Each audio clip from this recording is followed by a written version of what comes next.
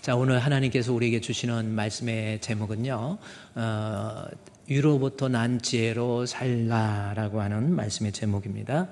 우리가 인생을 어떻게 살아야 될 것인지, 그래요. 예수 믿는 사람으로서 우리의 인생을 어떻게 살아야 될 것인가라고 하는 거, 이거는 상당히 고민하고 또 그래야 됩니다. 그리스도인의 삶은 어떤 모습이 되어야 될 것인가라고 하는 거예요. 그런데 오늘 말씀해 보니까 살긴 살되 어떻게 살아오고 그랬어요? 다시 제목을 보면 지혜대로 사는 겁니다. 그렇죠? 지혜를 가지고 지혜대로 사는 거예요. 그래서 지혜로 살라 그랬죠. 그런데 이 지혜는 또 두 가지가 있는데 본문에서는 뭐라고 이렇게 했어요? 위로부터 난 지혜로 살으라 라고 하는 겁니다. 결론적으로 야고보서 3장 13절에서 18절까지 말씀해 보면은 지혜에 대해서 위로부터 난 지혜, 그 다음에 땅으로부터 나온 지혜, 정욕적이고 육신적인 지혜, 또 마귀적인 지혜, 이런 게 있거든요. 그래서 정욕적이고 육신적이고 귀신의 것, 이거 보세요. 살아가면서 15절 말씀에 이러한 지혜는 위로부터 내려온 것이 아니요 땅 위의 것. 땅이라는 건 뭡니까? 내 욕심, 또 땅 위의 것, 육신적인 것, 이것 때문에 막 내 삶의 원동력이 땅 위의 것, 그 다음에 내 자신의 욕심, 그렇게 욕심이 많게 자기중심적으로 정욕적이고, 그 다음에 뭐예요? 귀신의 것, 마귀가 주는 마음대로 살아가는 사람이 있다라는 겁니다. 이 마귀가 주는 마음, 이거 조심해야 돼요. 여러분의 마음, 이 세상을 살아가는데 마귀가 주는 마음, 그리고 정욕적인 거, 땅 위의 것에 의해서 살아가는 그러한 사람이 되지 말고 위로부터 17절에 오직 위로부터 난 지혜에서 위로부터 난 지혜대로 살아라 라고 하는 겁니다. 그래서 본문의 말씀에 13절부터 지혜에 대해서 이야기하면서 여기서 지혜는 위로부터 난 지혜인데 위로부터 난 지혜대로 살아야 결론은 어떻게 됩니까?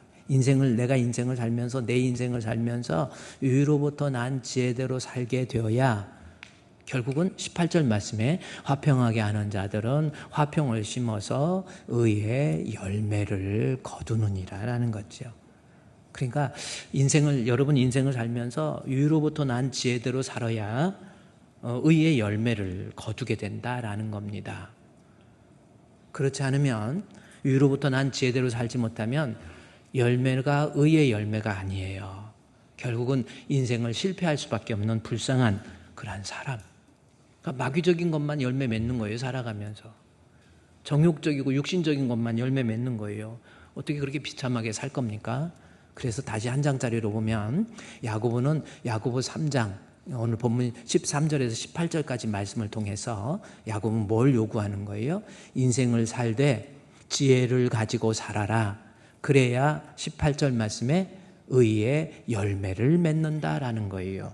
의의 열매라고 하는 것은 다른 어떤 특별한 열매가 아니고 이것은 어떤 의미냐면요. 하나님 기뻐하는, 하나님이 원하시는 그러한 아름다운 삶을 이야기하는, 그래서 의의 열매입니다. 지혜대로 살아야 우리의 인생이 아름다운 삶, 하나님이 기쁘게 받으시는 그러한 삶으로 살 수 있다라는 거지요. 열매 맺으세요. 아멘. 자, 그렇다면 여기에서 열매에 대해서 이야기를 하는데 이 열매를 이야기하면서 본문에서 지금 야고보 사도는 의의 열매라고 그랬는데 이게 왜 갑자기 이 본문 3장 13절부터 18절까지 말씀이 나와 있는지 내용을 보면요. 여기 18절 말씀에 열매를 거둔다. 이것이 3장 전체의 마지막 의의 열매를 거둔다 그랬거든요. 그래서 열매가 뭘까? 라는 걸 좀 생각을 해봤어요. 의의 열매가 뭘까라는 거죠. 열매 중요하잖아요. 제가 지난주에 조금 이렇게 시골길을 차를 타고 가다가 어느 할머니께서 참외밭에 앉아 계셔서 참외를 깎아 드시고 계시더라고. 낮에 깎고 계시니까 그래도 좀 안 무서웠지. 밤에 머리 풀고 깎고 계시면 상당히 무서운 분위기예요. 근데 참외를 깎고 계시더라고. 그래서 차를 앞으로 갔다가 후진해가지고 그 할머니한테 할머니 그랬더니 참외를 깎아서 먹고 계시더라고. 그래서 할머니 왜 드세요? 그랬더니 지난 며칠간 비가 많이 와가지고 참외를 이렇게 보니까 물이 좀 많이 들어있을 것 같아서 맛이 어떤가 하고 보려고 그랬대. 근데 참외가 성주 참외 같은 건 조그만하잖아요. 근데 이거는 상당히 커요. 2배 정도 돼, 2배보다 더 큰 것 같아요. 상당히 크더라고. 수박보다는 못하지만 상당히 큰 수박, 아니 큰 참외. 그래서 할머니가 맛을 보면서 그랬더니 나보고 한번 드셔보세요 그러더라고요. 그래서 한번 이렇게 먹어봤어요. 먹어봤더니 물이 많이 왔지만 그래도 달더라고. 그래도 맛있더라고. 그래서 할머니 이거 얼마예요? 그랬더니 10,000원에 6개. 괜찮죠? 10,000원에 6개. 또 예배 끝나고 알려달라고 그러지 마시고요. 바로 가야고 별것도 없고 10,000원에 6개를 주더라고. 그래 6개니까 근데 크니까 6개만 해도 꽤 많아요. 참외라고 하는 열매 이렇게 보면서 문득 이 야고보서에 나와 있는 열매는 열매인데 의의 열매, 참외 열매도 아니고 의의 열매, 이게 뭘까라고 하는 그런 생각을 해봤어요. 인생을 살면서 내가 지혜대로 살면 의의 열매. 다시 3장 볼까요? 3장 13절에서 18절까지 지혜대로 살면 그 사람이 우리 주님 의, justification by faith지요. 믿음으로 말미암은 의. 이거 하나님 디카이오슈네라고 하는 이 헬라어는요, 하나님 믿음 안에서 맺게 될 열매들을 이야기하는 거예요. 그러니까 지혜대로 살면 하나님 마음에 드는 아름다운 열매들을 주렁주렁 맺힐 수 있다라고 하는 것, 지금 그렇게 이야기하고 있다라는 겁니다. 그러면 지혜대로 살아야 되는데 그럼 지혜가 뭘까? 이 말씀을 공부하기 전에 그러면 이 18절 야고보가 AD 60년에 야고보서를 기록하면서 1장부터 쭉 이어지다가 3장에서 3장 18절이 마지막 절이거든요. 어떻게 보면 결론이에요. 이와 같은 모습 지혜대로 살면 의의 열매를 맺는다라고 하는 거. 그래서 이 의의 열매가 조금 그 폭이 넓어서 그럼 구체적으로 의의 열매가 뭘까라고 하는 것을 봤더니 3장 1절부터 나와 있는 내용, 이러한 어려웠고 이러한 상황 속에서도 하나님의 자녀로서의 자기의 신분을 유지하고 믿음을 지키면서 하나님 기뻐하는 열매를 맺을 수 있다라고 하는 것. 그래서 3장 1절부터 전체의 결론 18절이 나와요. 이렇게 지혜대로 살면 의의 열매를 맺는다. 하나님 기뻐하는 열매. 그래서 어떤 삶의 현장의 내용인가라고 봤더니 3장 1절부터 보면은요, 여러분이 성경 한번 보세요. 여기서 맺혀질 의의 열매가 뭐예요? 여러 가지 의의 열매, 하나님이 기뻐하는 열매라는 막연한 의미를 3장 1절부터 읽다가 보니까 선생 되지 말라라는 거죠. 선생은 말하는 직업, 랍비, 말하는 사람입니다. 정말 귀한 거지만 선생 되지 말라, 다른 뜻 아니에요. 그 다음 절에 나와 있잖아요. 2절에 말의 실수가 있으면 그것이 큰 문제가 되기 때문에 심지어 랍비가 되지 말라라고까지 경고하는 겁니다. 그만큼 우리가 성도가 이 세상을 살아가면서 우리의 언어, 말 조심하라는 겁니다. 말에 굴레를 씌워야 하나님 앞에서의 내 믿음이 온전한이라는 거죠. 완전은 아니지만 내 말 조심하고 말 관리를 잘해야 그 사람이 하나님 앞에 인정받는 믿음의 사람이 된다라고 하는 겁니다. 이 온전이라는 단어를 고리로 해서 본문의 앞에서 1장에서 3장까지 내용이기 때문에 야고보서 1장 26절에 보면 이 온전, 우리의 믿음의 온전함을 얘기하는 거잖아요. 야고보서 1장 26절 말씀해 보면은 성경 여기 화면에 보시면 내가 스스로 경건하다 생각하며, 경건은 하나님을 향한 굿디, 하나님을 향한 믿음. 난 믿음 좋아. 내가 얼마나 믿음이 좋은데. 이렇게 생각을 하면서 자기 혀 함부로 말 재갈 물리지 못하면 그 사람의 믿음은 가짜라는 겁니다. 헛것이에요. 그 사람의 경건, 그 사람의 눈에 보이는 신앙적인 모습 가지고는 구원을 얻을 수 없다라는 거지요. 10년, 20년, 30년 교회 다니고 집사도 되고 안수집사도 되고 장로도 되고 권사도 되고 목사가 되었어도 말 조심 안 하면, 말에 실수가 있으면, 말에 실수가 있기 때문에 경건이 헛되다는 게 아니에요. 말에 실수가 있으면 그 사람의 경건을 보여주는 하나의 시금석이라는 거예요. 내가 하나님 앞에 열심으로 교회는 다니고 있지만 말의 실수의 모습은 내 자신의 믿음의 상태를 보여주는 거예요. 믿음이 없는 거예요. 엄청난 무서운 말입니다. 물론 야고보서 전체의 주제는 행함이 없는 믿음이 죽은 믿음이라는 거거든요. 우리의 믿음은 팀 켈러가 얘기한 것처럼 그리스도인의 삶은 반드시 그리스도인의 삶, 믿음은 반드시 행위를 동반하는 겁니다. 그래서 야고보서 2장 22절 말씀에 보면은 내가 하나님 믿는다 그러면서 행위가 없다. 그 사람의 믿음은 구원 얻는 믿음이 아니에요. 예수 잘 믿는데 살아가는 것은 그냥 지 맘대로 산다. 그거 믿음 없는 겁니다. 그래 그 말씀이 야고보서 2장 22절에서 진짜 믿음은 행함을 통해서 말해주고 있는 거예요. 그래서 여러분 성경 가까우니까 야고보서 2장 22절 말씀해 보시죠. 내가 보거니와 믿음이 그 행함과 함께 일하고 그랬죠. 믿음이 온전해져. 행함으로 믿음이 온전해진다라고 하는 겁니다. 그래서 3장 2절 여기 믿음의 온전이 나오잖아요. 2장 22절에. 그리고 3장 2절 말씀해 보면 온전한 믿음 뭐예요? 그러니까 행위가 하나님 앞에 온전하지 못한 그 중에서 말은 예수 믿는다 그러면서 내 행동 중에서 말이 문제가 있다. 그 사람 삶 전체에 문제가 있다라는 거예요. 온전함이라는 것을 연결고리로 해서 성경을 해석하는데 좀 찾아보면 결국은 무슨 말씀이에요? 말 실수하는 사람, 그 사람의 믿음은 온전한 믿음이 아니고 구원 얻는 믿음이 아니라는 거예요. 자기 혀에 재갈 물리지 못하면 그 사람의 믿음은 가짜라는 겁니다. 다시 여러분 이 심각한 말씀이에요. 항상 우리 성도들, 우리 주품교회 성도들 말 조심하세요. 말에 재갈 물릴 줄 알아야 됩니다. 아멘. 그러면 재갈 물린다는 의미가 뭔지부터 알아야 이제 열매를 통해서 그 해석법을 내가 재갈 물릴 수 있는 방법이 여기 3장 3절부터 보면 재갈 물리는 것 해갖고 그 방법이 나오고요. 그 방법이 세 가지가 11절까지 나오는 거예요. 말 재갈 물린다고 하는 것이 무슨 뜻인지 세 가지가 나오고 그 다음에 말을 재갈 물려야 되겠다라는 안 물리는 것이 얼마나 심각한가를 이야기해주고 있거든요. 그러면서 그 심각한 말을 재갈 물리지 못하는 사람이 말 조심하고 그의 삶이 열매를 맺기 위해서는 어떻게 해야 되는가 그 방법 두 가지를 야고보 사도가 제시해주고 있는 겁니다. 말의 심각성, 다시 말해서 내가 예수 믿는 사람으로서 그 행위가 잘못되고 교정되지 못하고 다스려지지 못하고 다듬어지지 못한 사람, 그 사람이 말에 실수가 없고 내 삶이 다듬어질 수 있는 방법 두 가지입니다.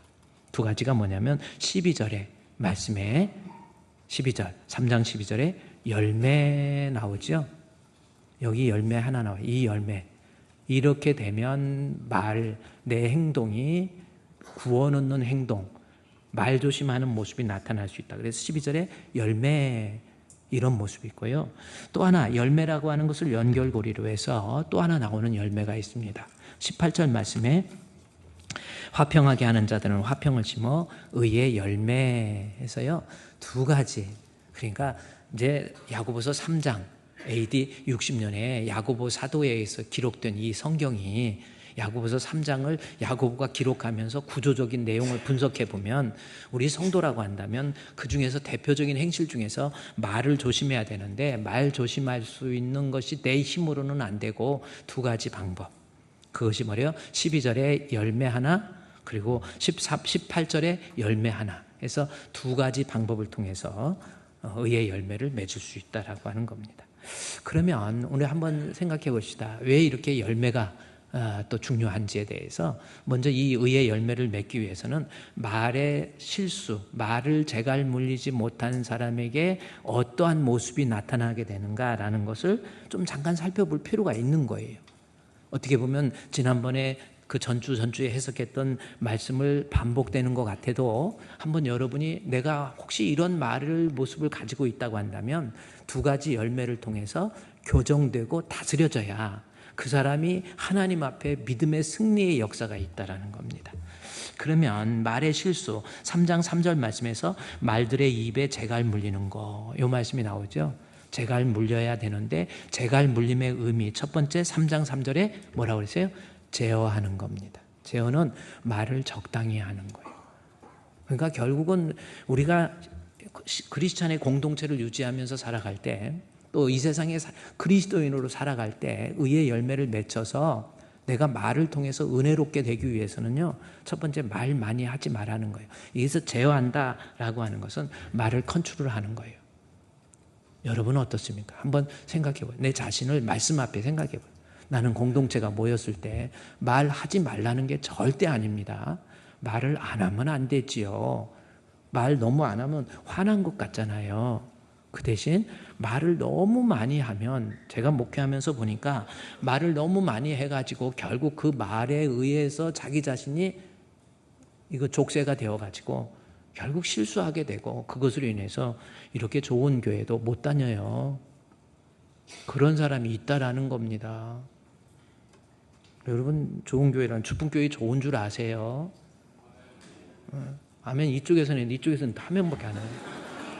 주풍교회 같이 좋은 교회 없어요, 여러분. 어디 가서 뭐 교회 좀 나오세요 그렇게 구걸하는 교회가 아닙니다. 우리 교회는요, 하나님 마음에 드는 교회. 아멘? 그래요. 그래서 말을 너무 많이 해가지고 뭐 여전도에 남전도에 모였을 때 계속 쉬지 않고 얘기해요. 막 누가 얘기하면 이것도 따서 얘기하고 저것도 따서 얘기하고 모든 건 얘기해. 그리고 한참 얘기하다 미안하니까 내가 너무 말하나? 그렇게 이야기를 또 해요. 그리고 또 시작이야. 그러니까 이거는요, 야고보 사도가 옛날에 초대교회도 마찬가지 이런 일들이 있었다라는 거거든요. 그래서 앞으로 모였을 때 말을 너무 많이 하지 말고 좀 듣는 일에도 좀 열심히 들어주고 좀 그러세요. 또 하나는요, 6절 말씀에 혀는 곧 불이다, 불의 세계다. 불의 특징이 뭡니까? 불이 없으면 인간은 못 살아요. 근데 혀를 곧 불이라고 그랬잖아요. 말 없으면 못 삽니다. 그런데 불을 관리 못하면 다 태워버려요. 여기 말 관리 못하면 몸을 더럽혀서 삶의 수레바퀴, 육신적으로 망해버리는 거예요. 육신적으로 다 태워버려. 결국 말을 관리 못해가지고 육신적으로 자기 자신을 태워버리고요. 그 다음에 6절 말씀에 또 육신만 불태우는 게 아니고 영혼도 지옥불이라고 하잖아요. 영육간에 망하는 거, 말 관리 못해서, 말 함부로 해서. 말 많이 하는 거 말고 말을 할 말 안 한 말 골라서 하세요. 거짓말 해가지고 이 페이크 스토리를 만들어가지고 거짓말 만들어가지고 그것을 침소 봉대에서 실어 날르지 마시고요. 잘못하다가 자기도 불태워버리고 다른 사람도 불태워버려요. 이렇게 살아가면서 왜 남의 일에 그렇게 관심이 많습니까? 지나쳐요. 누가 뭔 일 했으면 누가 그랬어? 물어봐갖고 다 들어갖고 그 말을 들은 다음에 그걸 또 그 안에서 자기 자신이 또 스토리를 만들어갖고 가가지고 상대방한테 이야기해줘. 누가 그러던데 집사님 그랬대. 막 그래가지고 상대방이 막 화가 나갖고 숨을 못 쉬게 만들어버렸다니까요. 그런 인간들이 종종 섞여 있어. 어떠다가 우리 교회는 아니지만은 중풍교회.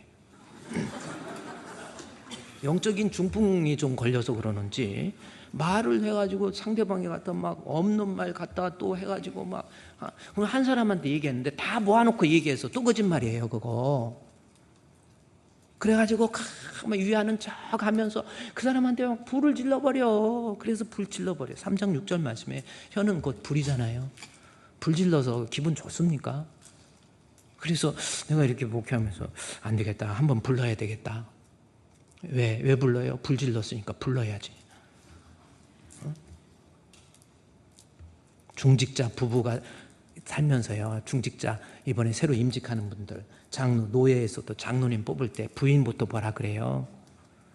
부인이 막 말을 너무 묵직해가지고 막 없는 말 해가지고 막 옛날에는 말이 없었는데 막 말이 무지하게 늘었어. 값 좀 높아져서 그런가 봐. 이러면 안 돼요, 여러분. 자기를 불질르고 교회를 불질러 버린단 말이에요. 그래서 말 관리 잘 하세요. 하고 싶은 말이 있어도 한번 think twice before you answer 그러잖아요. 다시 한번 생각해 보세요. 제발. 일 저질러 놓고 뒤처리는 또 목사님이 해야 됩니까? 좀 그래요. 똥을 쌌으면 비대로 씻던지 지가 씻어야지. 다 일 저질러 놓고 교인 실족시켜 놓고 가서 목사님이 가서 또 왜 그러느냐. 그렇게 좀 치사한 목사 만들지 맙시다. 대부분 말로 그래요. 정말 답답해요. 혀는 곧 불입니다. 할 말 안 할 말 잘못한 거 놓고 회개하세요. 또 하나는요, 지금 좀 이렇게 반복하는 것 같아도 7절 말씀에 7절, 8절에서 강조하는 말이 있어요. 말은 관리할 뿐만 아니라 이제는 길들일 줄 알아야 돼요. 뭘로 길들여요? 10절 말씀에 예수를 믿는 사람으로서 찬송한다고 한다면, 칭찬할 줄 안다고 한다면 저주의 말, 나쁜 말, 더러운 말, 추악한 말, 부정적인 말, 그런 말 하지 말으라는 거예요. 목사님 안 되는데요? 아니, 길들이면 됩니다. 길들여야 했어요. 자꾸 안 좋은 말을 하려고 하지 마. 부정적인 시각을 가지려고 하지 말고요. 만나는 사람마다 안녕하세요, 반갑습니다, 고맙습니다. 자꾸 그러세요. 습관을 그렇게 좀 바꾸세요. 우리 옆에 사람한테 인사, 안녕하세요, 반갑습니다. 한번 해보세요. 만나는 사람마다 자꾸 그 습관을, 오늘도 식사하면서 밥 먹으면서 조금 저기 해도 좀 기다리세요. 뭐 저것이 왜 이렇게 오래 푼다냐 하고 앞에서 기다려. 그리고 음식 좀 제발 조금씩 드셔. 막 음식 버리는 거 너무 아깝지 않습니까? 북한에 보면 이거 너무 아까워. 버리는 음식이 한 5, 600명 식사 우리 그렇게 하는데 그 중에서 식사하고 버리는 음식을 보면 이거 김정은이가 보면 진짜 깜짝 놀랄 것 같아. 하도 그래 음식 조금만 가지고요. 음식을 통한 심리학 있잖아요. 음식 먹는 거 보면 그 사람의 심리를 파악할 수 있다라는 겁니다. 뷔페 가가지고 어저께도 결혼식인데 뷔페 가니까 음식이 맛있다고 소문이 났더라고. 뷔페 가가지고 내가 죽으면 죽으리라. 이번에 내가 끝까지 먹어야지. 이게 얼마짜리인데 생각하고 너무 그러지 마시고 한맛 저기 하면 좀 적당히 드셔야 돼. 막 욕심으로 먹어갖고 그 탐심이거든요. 음식도 너무 조금씩 조심. 그래서 식당에서 식사할 때 여러분 제발 음식 퍼가지고 다시 와서 드세요. 조금만 드시고 그래야지. 한때 하도 음식을 남겨가지고 그 짬 버리는 데다가 글씨를 써갖고 여러분이 버리시면 담임 목사님이 먹습니다. 그렇게 썼더니 많이 안 버리더라고. 그렇게 저한테 주는 게 아깝습니까? 이런 생각이 들었지만 여러분이 버리면 담임 목사님이 먹습니다 했더니 좀 많이 안 들어와서 참 좋더라고. 음식 남기지 마시고. 어쨌든요, 내가 이 언어를 좀 길들이세요. 누가 좀 앞에서 좀 이렇게 서두르지 못하고 좀 이렇게 답답하면, 나이 드신 분들도 어떻게 좀 천천히 그럴 수도 있잖아요. 그래도 기다리고, 그래도 인상 안 쓰고, 안녕하세요, 반갑습니다, 고맙습니다, 사랑합니다. 길들이세요. 예배 드리고 가셔도 저 중위층에 계신 분들 참 다 훌륭하신 분인데 가실 때 저 구름다리를 어떻게 지금 콰이어강처럼 폭발을 시켜버릴까 지금.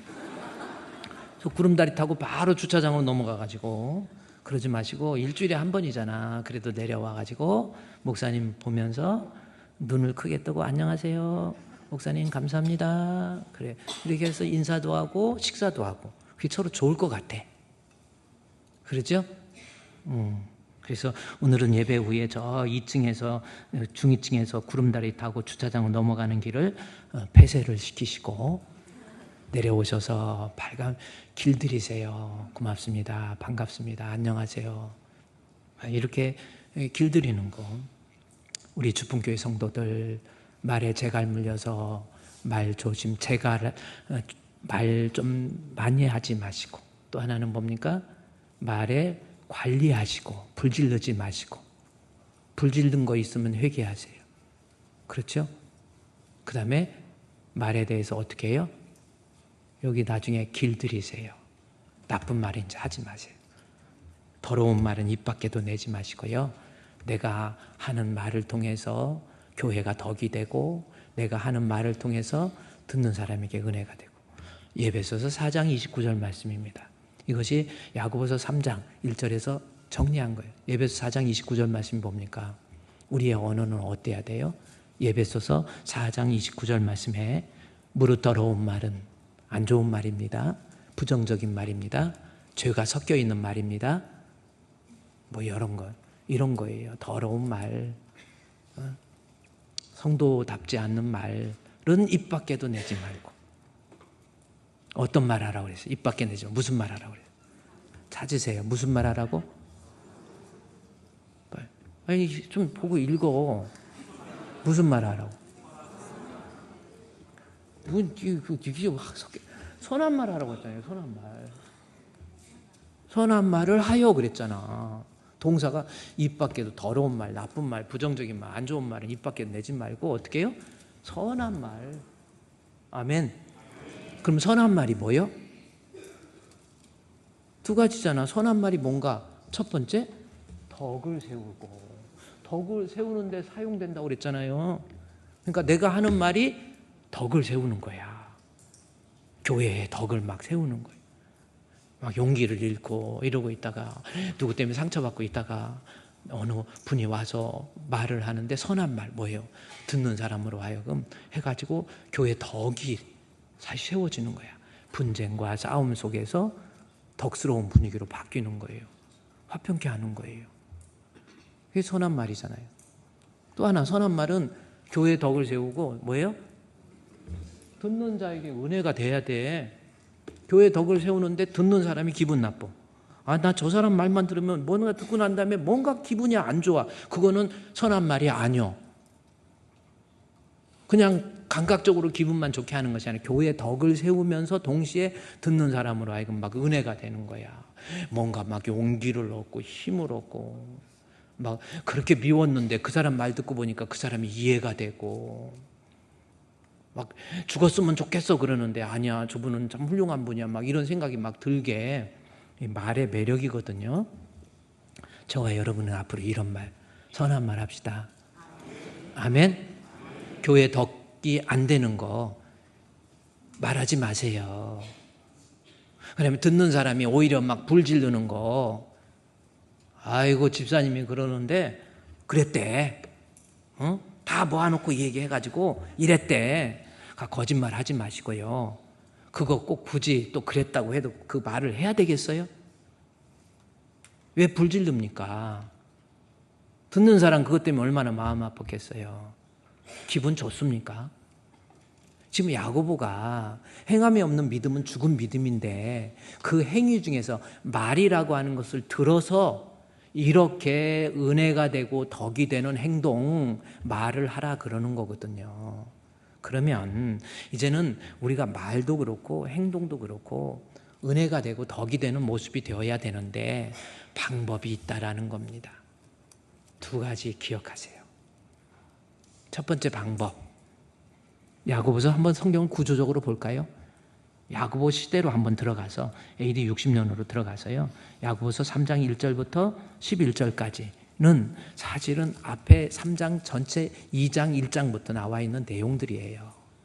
말뿐만 아니라 행함에 있어서 자꾸 문제가 있고 이런 사람들이 은혜롭고 덕 있는 그러한 언행이 되기 위한 방법, 그것이 11절까지 얘기했다가 12절 하나 나와 있습니다. 열매 이야기가 나오죠. 12절에 열매가 하나 있고 그 다음에 18절 화평하게 하는 자는 화평으로 심어 의의 열매. 그래서 열매 두 가지의 뜻을 알게 되면 내 자신이 이렇게 은혜가 되고 내 자신의 존재가 덕이 되고 그러한 존재로 될 수 있다라는 겁니다. 그러면 첫 번째, 자 여러분 한번 정말 앞으로 우리의 삶, 제가 아까 티모시 켈러가 얘기했잖아요. 크리스찬의 삶, 그리스도인의 삶, 그렇죠? 오늘 첫째 그리스도인의 삶에 관해서 about the Christian life입니다. 예수 믿는다고 그러는데 삶이 그야말로 문제가 많다. 말도 그렇고 행동, 말과 행실과 사랑과 믿음과 정절에 있어서 모든 믿는 자의 본이 되어야 되는데 크리스찬의 삶, 정말 본이 되는 모습, 덕이 되고 은혜가 되는 모습이 되어야 되는데 방법이 뭐냐는 거지요. 첫 번째 12절입니다. 자, 이제 12절의 말씀을 통해서 우리가 하나님 앞에 완전히 변화된 모습. 목사님 내가 안 변했어요. 자꾸 교회를 다니지만 아직도 믿음의 확신도 없고 구원의 확신도 없고 내가 좀 노력해서 그래 오늘 목사님 말씀 들어보니까 착하게 살고 싶은데 안 돼요. 덕스럽게 은혜롭게 살고 싶은데 안 돼요. 근데 될 수 있는 방법이 있다라는 겁니다. 바로 3장 12절의 첫 번째입니다. 그러면 3장 12절의 첫 번째 열매는 야고보가 어떤 의도를 가지고 이야기하고 있습니까? 내 형제들아 어찌 무화과가 감람 열매를, 포도나무가 무화과를 맺겠느냐. 무화과 나무가 포도 열매 맺습니까? 안 맺습니까? 이해가 안 가요? 다시 생각해 보세요. 무화과 나무가 감람 열매를 맺습니까? 안 맺습니까? 죽었다 깨나도 안 맺어져요. 그런데 우리는 눈에 보이는 열매에 관심 많지요. 열매만 좋으면 되는 줄 알지요. 아니라니까요. 열매 좋은 열매 맺어야지, 나 이제 참 교회 덕이 되고 은혜가 되어야지, 이런 마음, 그거보다 더 중요한 것이 방법이, 내가 좋은 무화과 열매를 맺으려면 존재가 변화되어서 무화과 나무가 되면 무화과 열매는 그냥 따라오는 거예요. 그러니까 여러분, 크리스천의 삶에 대해서 내가 착하게 살아야지, 노력해야지, 아니라니까요. 내 자신의 존재가 재창조되면 그 사람은 좋은 열매 맺을 수 있는 거예요. 인간은요, 여러분, 내가 노력해서 도 닦는다, 뭐 절에 가가지고 뭐 머리 빡빡 깎고, 중들이 산에, 깊은 산에서 사람들도 안 보고 거기서 막 목닥 두드리고 승복을 입고 머리도 깎고, 승복색이 무슨 색이요? 그레이 색이야. 그렇잖아, 그레이색. 그레이색 무슨 색인지도 몰라요? 아이, 또 욕인 줄 알아. 맨날 욕만 하니까 욕인 줄 알지. 그레이색이야, 그레이색. 그레이색 입고 가서 도 닦는다고 착한 사람 백날 해보세요. 인간은 안 돼요.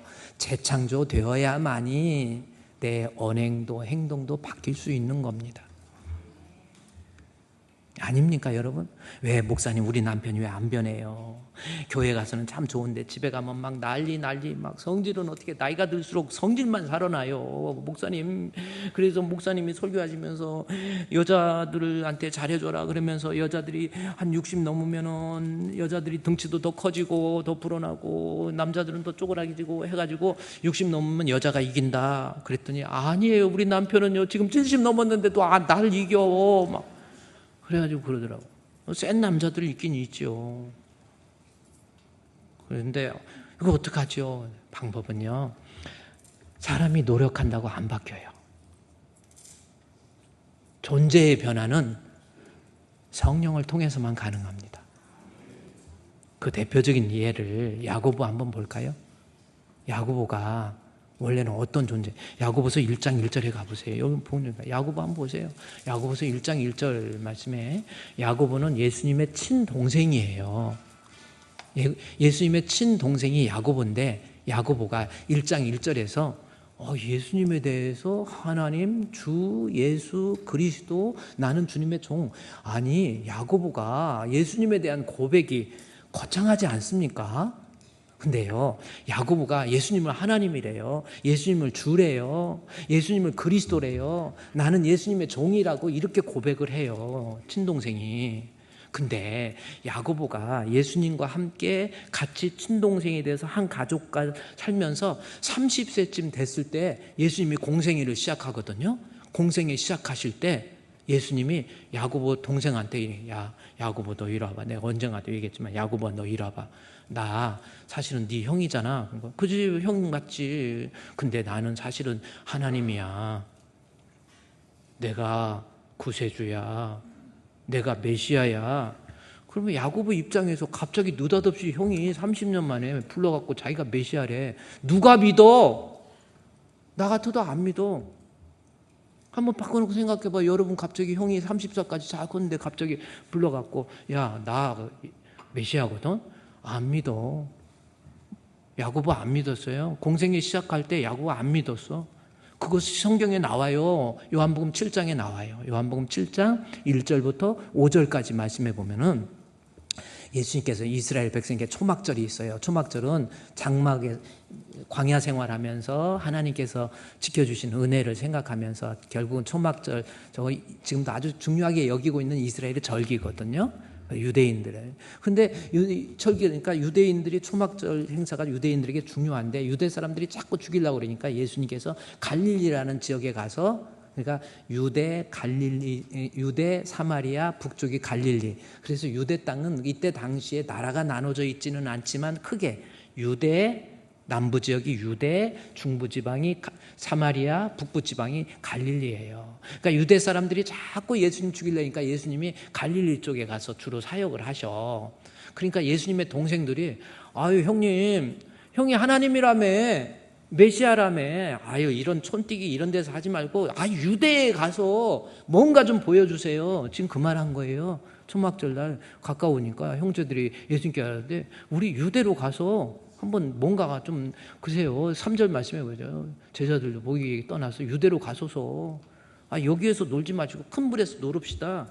근데 그렇게 한 이유가 뭔가 5절에 나와 있죠. 이는 제자들이 형제들이, 여기 형제들이야. 예수님의 야고보도 저 안에 들어가 있잖아요. 내가 예수야, 나 메시아야, 나 그리스도야. 그러니까 보세요. 5절에 이는 그의 형제들까지도 예수를 뭐예요? 예수 안 믿었어요. 예수님의 형제들 예수 안 믿었어요. 그런데 이때가 AD 30년이에요. 이렇게 보면 됩니다. 예수님이 공생이 시작할 때는 예수님 AD 30, 물론 4년의 차이가 있어요. 어떻게 보면 27년이라고 기원 후 27년으로 얘기하시는데 어쨌든 30년으로 얘기해요. 예수님이 30세에 이 공생의 사역을 시작하시면서 제자들이, 예수 형제들이 예수 안 믿었어. 그런데 1년, 2년, 10년, 20년 어떻게 흘러가면서 야고보서가 AD 60년에 기록했거든요. 그런데 AD 60년에서 야고보가 예수님에 대해서 고백하는 내용을 보니까 야고보서 1장 1절입니다. 어떤 내용입니까? 저는 이 말씀 듣고 깜짝 놀라요. 예수님의 형제들이 예수를 안 믿었는데 갑자기 예수님에 대해서 하나님! 제가 왜 이렇게 크게 말을 했겠어요? 조는 사람이 2명 있어가지고 깨라고. 예수님이 하나님이세요. 아멘. 예수님이 주 큐리오스, 내 죄값을 지불해서 나로 하여금 살리신 메시아 주, 우리 예수님은 그리스도, 하나님이 인정하는 메시아. 그렇게 고백을 하잖아요. 하나님 안 믿는 사람이 갑자기 예수님에 대해서 예수님은 하나님, 예수님은 주님, 예수님은 그리스도, 그리고 나는 뭐예요? 그리스도의 종. 생각해 보세요. 종이라고 표현하는 거 생각해 봐요. 예수님이 형제라고 한번 야고보서 쓰면서 나 사실은 예수님의 형제, 예수님이 내 친형이야. 이렇게 고백하면은 뭔가가 좀 체면도 살아날 수 있을 것 같은데 아니에요. 1장 1절에 나는, 우리 예수님은 주님, 나는 그의 종. 완전히 사람이 변화된 거잖아요. 예수님 안 변했습니까? 믿지 못하고 불신하고 두려워하고 걱정하고 염려하고 떨던 사람이 완전히 변화된 거예요. 변화된 이유가 뭐, 여러분 이 자리에 계신 여러분도 마찬가지예요. 나 아직 예수 안 믿어. 목사님이 아무리 얘기해도 나 이해가 안 가. 예수님이 십자가에 못 박혀 죽으신 것을 믿으면 내 죄가 없어진대. 말도 안 돼. 안 믿어져. 이거요. 믿으려고 강제로 믿으라고 해서 믿어지는 게 아니에요. 존재의 변화가 일어나야 되는 거예요. 그래서 예수님께서 요한복음 20장 22절 말씀에서요, 안 되겠다. 너희들 제자들 늘 두려워하고 주님 앞에, 예수님은 따라다니지만 늘 두려워하고 걱정하고 염려하고 방문 걸어 잠그고 이러고 있으니까 늘 부정적이고 믿음도 없고 이러니까 예수님께서 안 되겠다 하고 불러가지고 그들을 향해서 숨을 내쉬며 이르시되 성령을 받으라. 근데 성령 받으라는 말 앞에 숨을 내쉰다라는 거예요. 숨을 내쉰다라고 하는 것은 창세기적 언어거든요. 창세기적 언어를 소환한 거예요. 예컨대 창세기 1장 26절에 하나님께서 사람을 흙으로 만드시고 그 코에 생기를 불어넣는 과정, 요한복음 20장 22절 말씀, 그 코에 생기를 불어넣는 거예요. 숨을 내셨다라고 하는 것. 다시 말해서 재창조, 창조의 영역이 넘었잖아요. 인간이 창조되었는데 죄로 인해서 오염됐지요. 그래서 재창조되어야 되는데 뭐를 통해서? 성령 받아서 여러분 재창조되어야 진짜 그리스도인이 되는 거예요. 뭐 교회만 다니는 거예요. 여러분 저하고 눈을 한번 마주쳐 보세요. 성령 받으셔야, 재창조되어야 진짜 구원받아요.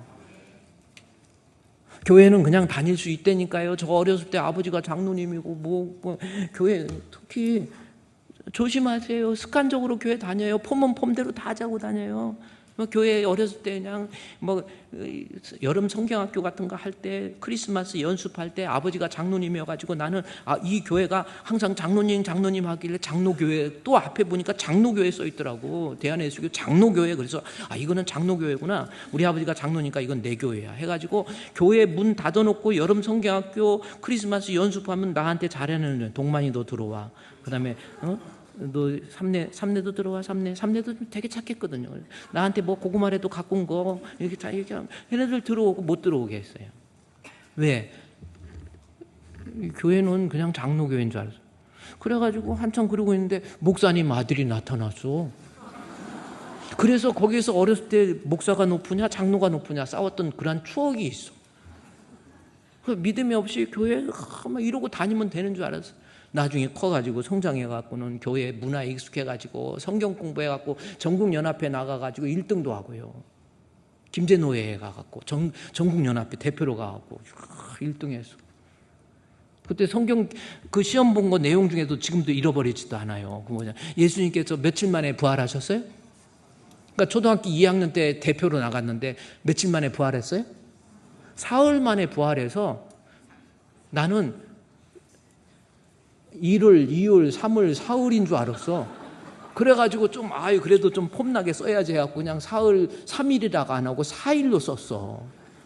그래갖고 성적은 그거 하나 때문에 그랬지만 그럼에도 불구하고 이거 몰등해가지고 또 이렇게 1등도 하고 그랬어. 뭐 몇십 년 지난 거니까 1등 안 했어도 1등 했다고 그래도 니들이 어떻게 할 거예요? 뭐 이렇습니다. 그러니까 믿음이 없이도 이래 돼요. 근데 문제는 뭡니까? 믿음이 없이 그러다가 저도 죽을 뻔했어요. 별 희한한 일 다 당했습니다. 정신 좀 차리시고요. 여러분 믿음도 없이 저 타고 다니고 세월 들수록 겉사람은 후패해요. 속사람의 믿음은 새로워져야 돼. 나이 들수록 더 하나님 앞에 신자가 좀 되세요. 신자 되기 원합니다. 진심으로. 그래야 천국까지. 가진 거 없고 오지할 데 없고 못 배운 사람이 예수 믿는 거 아니에요. 죽고 사는 문제예요. 나이 들어가지고 어디 갔고 목사님 저는 나이 들면요 도시 복잡해서 그냥 조용히 나는 자연인이다. 그래가지고 그 머리 쭈글쭈글하는 그 이름이 뭐죠? 자연인? 윤태기하고 같이 인터뷰도 하고 자연인으로 살아봐. 나도 하도 설교 준비하다가 또 교회에 있다가 보면 별일 별사건 다 있거든요. 목회하다가 보면 별일 다 생겨요. 어떻게 그렇게 지만 아는지 막 그래가지고 답답해가지고 가슴이 그냥 꽉 막혀 있을 때 그 자연인이랑 보니까 또 그래 나도 자연인 하고 싶어 그랬더니 우리 아내가 사모가 당신은 한 이틀도 못 잘 걸 그러더라고. 그래 빈정대는 그 아내의 모습을 보면서 얼마나 마음이 이틀을 못 산대. 자연인 아무나 하냐는 거예요. 하긴 그렇더라고. 뭐 제대로 뭘 하겠어. 그래서 자연인도 못. 나이 드신 분들 여러분 나이 들어서 어디 좋은 전원주택 요즘 전원주택 다 텅텅 비어 있어요. 그런 헛된 꿈에 그러지 마시고요. 이제 나이가 들수록 하나님 앞에 신자가 되어서 예수 믿는 사람이 되어서 하나님 앞에 인정받고 이렇게 살다가 잠시 세상에 내가 살면서 항상 찬송 부르다가 날이 저물어 오라 하시면 영광 중에 나아가리. 열린 천국문 내가 들어가 세상 짐을 내려놓고 빛난 멸류관 받아 쓰고서 주와 함께 길이 살리. 할렐루야. 이제 여러분 진짜 신자 되어야 돼. 말씀 듣고 하나님이 믿어지고 야고보처럼 나 예수님 안 믿었어. 이게 형이 하나님이래? 안 믿었다가 30년이 흐른 다음에 물론 그 안에 변화가 됐지만 30년 흐르고 난 다음에 예수에 대한 고백을 봤더니 하나님, 예수님은 나의 하나님, 예수님은 나의 주, 예수님은 그리스도, 예수님은 나는 종. 대단한 고백 아닙니까? 대단한 변화 아닙니까? 이 변화가 어떻게 일어나냐는 거예요. 여러분, 이 변화 일어나야 된단 말이에요. 그러면 요한복음 7장에 나와 있는 AD 30년과 여기 야고보서 1장 1절에 나와 있는 30년의 공백 속에서 야고보에게 무슨 일이 있었길래 갑자기 이렇게 믿음 있는 사람으로 됐냐는 거죠. 그것은 아까 요한복음 20장에 나온 것, 요한복음 20장 22절에 나온 것처럼 성령 받아서 재창조되어야 된다. 예수님이 말씀하셨거든요. 너희들 안 돼. 이렇게 부활하고 난 다음에 내가 다 보여줘도 안 믿잖아. 아무리 목사님이 설교해도 안 들려. 뭐 그런가 보다. 아유, 죽으면 끝나지. 아니죠. 안 돼. 그래서 요한복음 20장 22절 뭡니까? 숨을 내셔서 재창조되어야 돼. 뭘로? 성령 받아서 재창조되어야 믿음 있는 사람이 되고 행실도 변화되고 지금 그런 거예요. 그래서 성령 받으라. 그래서 야고보도 드디어 사도행전 2장에 가보세요. 2장 1절부터 5절까지 말씀에서 보면요, 사도행전 2장에서 오순절날 가까이 있을 때 사도행전 2장에서 모여서 그들이 하나님 앞에 그랬죠. 오순절 날에 어떤 일이 있었습니까? 이름에 그들이 다 같이 어떻게 해요? 한 곳에 모였더니, 그래서 모여가지고 호련히 하늘로부터 급하고 강한 바람 같은 소리가 있어서 앉은 온 집에 가득하고, 갑자기 이렇게 내가 소리를 큰 것은 핸드폰 소리를 묻히게 하기 위해서 크게 한 거야 지금. 성령 받으라고 그랬죠. 그랬더니 실제로 야고보가 변화됐던 게 뭐예요? 오순절 날 같이 모였단 말이에요. 예수님의 제자들과 함께 모여가지고 150명 분들이 모여서 불의 혀처럼 성령의 충만함을 받고, 야고보가 믿음이 없었지만, 부정적인 생각을 했지만, 안 좋은 생각도 했지만, 세속적이고 정욕적이고 육신적인 생각을 했지만, 하나님 믿는 믿음의 사람이 된 것, 방법은 성령의 충만함이에요. 성령 충만을 받으니까 이때 변화된 거예요. 그래서 믿음이 없었던 야고보서의 7장의 요한복음 7장의 모습이 야고보서 1장 1절에서 다시 1장 1절 보세요. 이런 믿음의 사람이 된 것은 우리 예수님이 성령 충만을 받아서 재창조되라 그러니까 그 말씀대로 모여서 기도하면서 말씀 들으면서 하나님 앞에 성령 충만을 받으니까, 사도행전 2장에서 성령 충만을 받으니까 야고보서 1장 1절, 물론 그 전에 예루살렘 교회의 기둥과 같은 사람이 돼버리죠. 그리고 고백할 때 저런 사람이 돼요. 지금 교회 다니면서도 예수님 하나님 안 믿고 고백 안 하는 사람 많아요. 우리 교회에 와서는요, 좀 정직하세요. 빨리 내가 성령 충만함 받아서 재창조되어야 되는 거예요. 재창조되어야 될 이유에 대해서는요, 야고보서 3장에 보세요.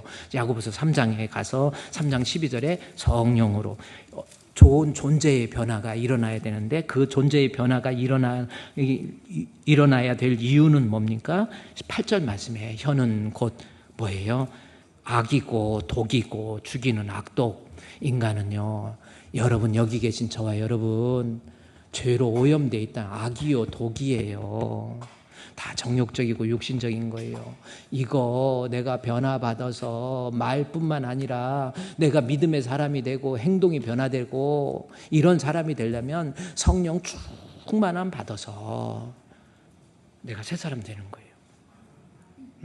그러다 보니까 새 사람 되니까요, 이게 그래서 새 사람이라고 하는 것, 리노브라고 하는 거잖아요. 재창조, 새롭게 리노브, 재창조되는 거죠. 나 이제 주님의 새 생명 얻은 몸. 보세요. 성령이 들어오니까 옛것은 변하고 새 사람이로다. 그 생명 내 마음에 강같이 흐르고 그 사랑 내게서 해같이 빛난다. 영생을 맛보며 주 안에 살리라. 오늘도 내일도 주 함께 살리라. 가는 길 거칠고 험하고 멀어도, 아무리 거칠고 험하고 멀어도 왜 툭하면 원망하고 불평하고 안 좋은 것만 떠올리고 부정적이고 왜 그렇습니까? 성령으로 재창조 안 된 거라니까요. 그거 아닙니까? 그래서 야고보서 3장 1절부터 말은 내 그리스도인으로서의 삶 전체를 대표하는 거라니까요. 말뿐만 아니라 아직도 변화 안 되고, 이유는 간단한 성령 못 받아서 성령으로 재창조되지 못한 거예요. 따라서 여러분, 이제 우리 심야기도 또 다시 시작하잖아요. 교회 나오셔서 하나님 앞에 구하는 자에게 성령을 주시잖아. 사도행전 2장에서도요, 그 자리에서 모여서 말씀 듣고 회개할 때 하나님께서 성령 주시잖아요. 그렇죠?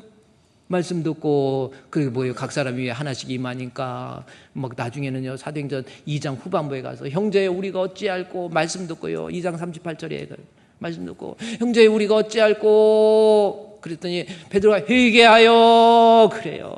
하나님 말씀 듣고 좀 회개도 좀 하시고, 각각 예수 그리스도로 세례를 받고 예수를 믿고 죄사함 받고 난 다음에 그러면 성령 선물로 주세요. 심야기도 툭하면 빠지고 그러지 마시고. 어떤 분이 그냥 지난 심야기도 몇 시에요? 그랬더니 왜? 그랬더니 좀 기도도 좀 하고 싶었네요. 방학인데요? 그랬더니 방학이 있어요? 그러더라고. 기도하려고. 그러니까 기도도요 때가 있어. 기도 나오셔서 기도 좀 하시고. 내가 하나님과 나와의 관계, 케르케고르가 그러잖아요. 하나님 앞에서 신 앞에 단독자라는. 내가 하나님 앞에 좀 내 자신의 좌표를 좀 이해하세요. 내가 지금 하나님 앞에 어떤 존재입니까? 영적으로.